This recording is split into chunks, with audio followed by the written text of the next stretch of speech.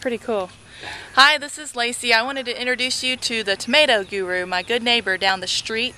This is Roy, and his tomatoes behind him, and he's going to tell us how he makes them get this tall. They're huge, and I'll back up so you can see them. They're as tall as he is, or a little bit taller if you can see them all. So Roy, how do you do this? I put my wife to work in the garden. No, it's just, I don't know why they do, they just do. I guess they love me. They love you. How do you, so when you plant them when they're small, what do you do when you plant them down and he plants them in buckets, 5-gallon buckets? Well, I cut the bottom of the bucket out. And then I prepare my rows and I make sure I get my moisture and manure and my good stuff down in the dirt. Then I dig a hole and I put my buckets down about a third of the way in, and then I put my dirt back in it. And then I have the wife put the tomatoes down inside the bucket and fill it up, and then they just take off and grow like wildfire.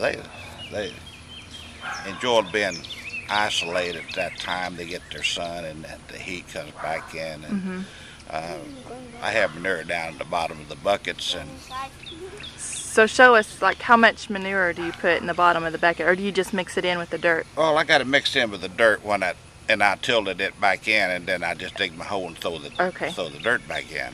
Throw the dirt back in. Now, I thought one time you told me you put bone meal or something in there. I put bananas in the bottom of the bucket. And bananas help put potassium back into the plants, and as you say, it makes them sweeter and juicier. The bananas does. Yeah. I think you taste them; they are sweet and juicy. I'm going to show you this tomato down here. It's huge. It's. How much do you think this one weighs down here, Roy? That'll probably get about 2 pounds right now. He's saying 2 pounds, and he's got 1, 2, 3, 4. There's some more back in there. 5, 6. So they have tomatoes coming out their ears. They brought us a whole bunch of tomatoes. Now these are the 4th of July. These are the 4th of July. They got an extra flavor, and these are the ones I was eating the day after Memorial Day. They're early tomatoes. Sometimes they get bigger than what they show right now. Sometimes they're about like that, but for flavor, you can't beat them for flavor. They're juicy, sweet. Well, they sure do look good. He says he has people stop and ask him about them all the time too. So, and all of them are heirloom. Is that right? Most of them. I grow a lot of different types. I always got a row of 4th of July because I love them and they're excellent flavor. And I always grow the big ones over here. They're a big Zag. Big Zag. And they get real big. In fact, just last night when you was up here, I got one in there that's going to push 4 pounds. Yeah. And this year I've had one that was just a hair under 4 pounds, and another one just a hair over 3.5. So they get pretty good size.